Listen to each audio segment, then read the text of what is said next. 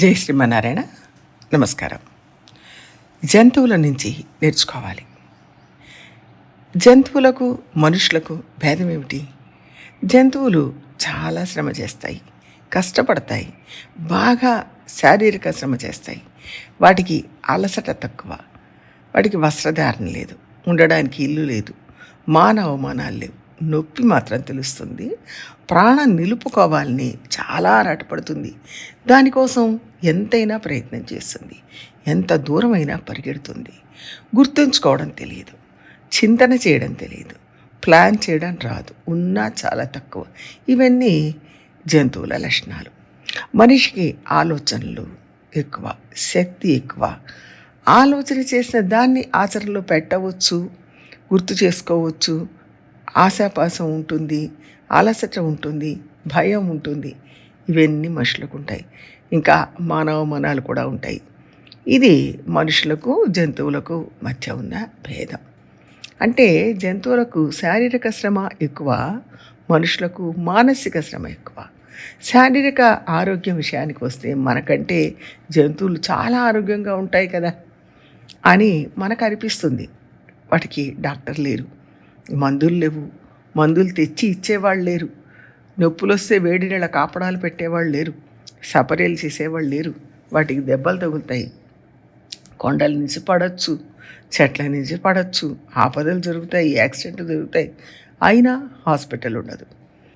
మనుషుల్లో ఒక బిడ్డ పుట్టగానే తల్లిని బిడ్డను ఎంతో జాగ్రత్తగా చూసుకుంటారు, అందరూ ముద్దు చేస్తారు. కానీ ఒక పశువు దూడని విన్నప్పుడు అదే లేచి నిలబడాలి, నడవాలి, ఆహారం తెచ్చుకోవాలి, తన బిడ్డను కాపాడుకోవాలి. అంటే వాటి అవసరాలు చాలా తక్కువ, రక్షణ తక్కువ. వాటి అవసరాలు చూసేవాళ్ళు ఉండరు, రక్షణ తక్కువ. మనుషులకు రక్షణ ఎక్కువ, అవసరాలు కూడా ఎక్కువ. ఇదే మనిషి తన బాల్యంలో జంతువులాగా ఉంటాడు. అంటే గుర్తుపెట్టుకోవడం తక్కువ, సిగ్గుపడడు, దొరికింది తింటాడు, తోచిన చోట పడుకుంటాడు, అంతటా తిరుగుతుంటాడు. ఇది మన ఇల్లైనా, మనకి ఏసీ ఉందా, ఫ్యాన్ ఉందా, ఇదేమీ చూడ్డు. నిద్ర వస్తే నిద్రపోతాడు, ఆకలేస్తే తింటాడు. మనం కొన్ని విషయాల్లో జంతువుల్లాగా ఉండడంలో తప్పు లేదు, కానీ మిగిలిన విషయాల్లో దానికంటే వేరుగా ఉండాలి, ఆలోచించే శక్తి ఉండాలి అనేది వాస్తవం. అలాగే ఆహార విషయానికి వస్తే జంతువులు ప్రాకృతికంగా దొరికే వాటిని తింటాయి. దేనికైనా సరే, మేకైనా ఏనుగైనా ఏదైనా ప్రకృతిలో దొరికినవి తింటాయి. మనుషులు మాత్రం పక్వం చేసినవి తింటారు. జంతువులకు ఆరోగ్యం ఎక్కువ. మనకు 6-7 సంవత్సరాలు వచ్చేదాకా అందరితో సర్దుకుపోయే శక్తి ఉంటుంది. ఎవరో కొంతమంది పిల్లలు తప్ప సహజంగా పిల్లలు దేనికైనా సర్దుకుపోతుంటారు. కాబట్టి ఒక్కొక్కసారి ఆలోచిస్తే కొన్ని జంతువుల గుణాలు మనిషిలో ఉండడం మంచిదేనేమో అనిపిస్తుంది. మనం మేధోమథనం చేస్తున్నాం అనుకుంటాం. శారీరక శ్రమను తగ్గించుకుంటే ఆరోగ్యం తగ్గుతుంది. వాస్తవానికి మనకంత ఆలోచించాల్సిన విషయాలు ఏమి ఉండవు, కానీ వేటినో ఆలోచిస్తూ పొరపాటు చేసుకుంటాం. చేతిలో ఫోను, ఐప్యాడో పెట్టుకొని దాంట్లో గంటల కొద్ది సమయం ఖర్చు పెడతాం, ఏదో చూస్తూ ఉంటాం. అదే వాట్సాప్, ఫేస్బుక్ అంటే మనకు అవసరమైనవి చూడ్డానికంటే ఏదో చూస్తూ ఉంటాం. వాట్సాప్, ఫేస్బుక్ అంటే మనకు దాంట్లో అవసరమైనవి చూడడం 10 నిమిషాలైతే అవసరం లేనివి చూడడానికి గంటల సేపు పడుతుంది. అంత సమయాన్ని వెచ్చిస్తున్నాం. కొన్ని విషయాలు మనం అర్థం చేసుకొని ఆలోచిస్తున్నాం అనుకోవద్దు. దేన్ని గురించి ఆలోచించాలో దాని గురించి ఆలోచిస్తే చాలు. జంతువులు తమ ఆహారం గురించి మాత్రమే ఆలోచిస్తాయి, మనిషికి అలా కాదు. ఆహారం, భయం, ఆశ్చర్యం, ఎదురు చూడడం, శోకం, ఇలా అనేక మానసిక చింతనలు, చెదిరిపోవడం, ఇవన్నీ ఉంటాయి. వీటన్నిటినీ పూర్తి చేయడం కోసం ఏం చెయ్యాలని ఆలోచిస్తుంటే అప్పుడు కాలం కరిగిపోతూ ఉంటుంది. మన మనసు దేన్నో పొందాలని శారీరక శ్రమ నుంచి దూరమైపోయింది. కొద్ది రోజుల క్రితం కరాటే, కుంగ్ఫు వీరుల మీద సినిమాలు వచ్చాయి. అందులో ఆ కరాటేలు ఏం చేస్తారంటే పామును చూసి అది ఎట్లా పోరాడుతుంది, ఎట్లా తప్పించుకుంటోంది, శత్రువు నుంచి ఎట్లా రక్షణ కల్పించుకుంటోంది అని నేర్చుకున్నారు. ఒక కోతిని చూసి అది ఎట్లా ఎగిరెగిరి దూకి శత్రుబారి నుంచి తప్పించుకుంటోంది అనేది నేర్చుకున్నారు. అలాగే జంతువులు చూసి అనేక విషయాలు తెలుసుకుంటారు వాళ్ళు. మనిషికి ఆలోచించే శక్తి ఉంది. తుపాకులు కనిపెట్టాడు, ఆటం బాంబులు కనిపెట్టాడు, ఆకాశానికి నిచ్చెన వేస్తున్నాడు. ఇంకా జంతువులను చూసి ఏం తెలుసుకోవాలి అని అనుకుంటాం.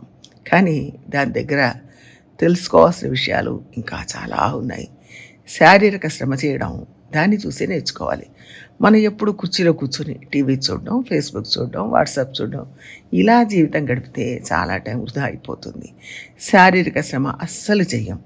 అప్పుడు అనారోగ్యం వస్తుంది, శారీరక ఆరోగ్యం తగ్గుతుంది, దానివల్ల మానసిక ఆరోగ్యం కూడా బాధింపబడుతుంది. అందుకే మన పెద్దలు ఈ శారీరక శ్రమ ఉండాలి, దాంతోపాటు మానసిక ఆరోగ్యం కూడా ఉండాలి అని చాలా రకాల ఆచార అనుష్ఠానాలు ఏర్పాటు చేశారు. అవి ఆచరిస్తున్నప్పుడు అనవసరమైన విషయాల గురించి ఆలోచించేందుకు మనకు సమయం ఉండదు, అవకాశం ఉండదు.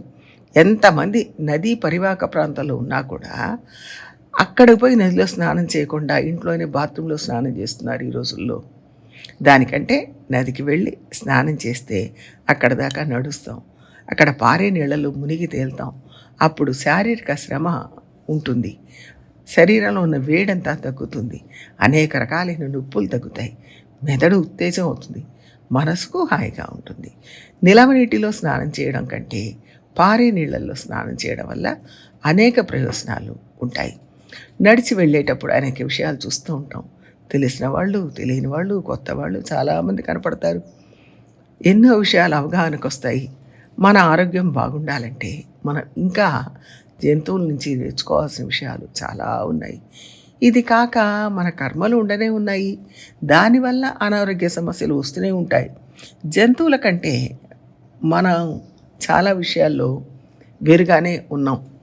ఆలోచించే శక్తి మనకి ఎక్కువ, కానీ శారీరక శ్రమ చేయడం మాత్రం వాటిని చూసే నేర్చుకోవాలి. అప్పుడే మనం ఆరోగ్యంగా ఉంటాం.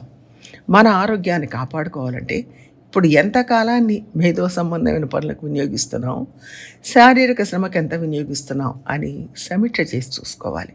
దాని పర్సంటేజ్ చూడాలి. మరీ ఆలోచనలకు ఎక్కువ సమయం ఖర్చు పెట్టినా దానివల్ల ఉపయోగం ఉండదు.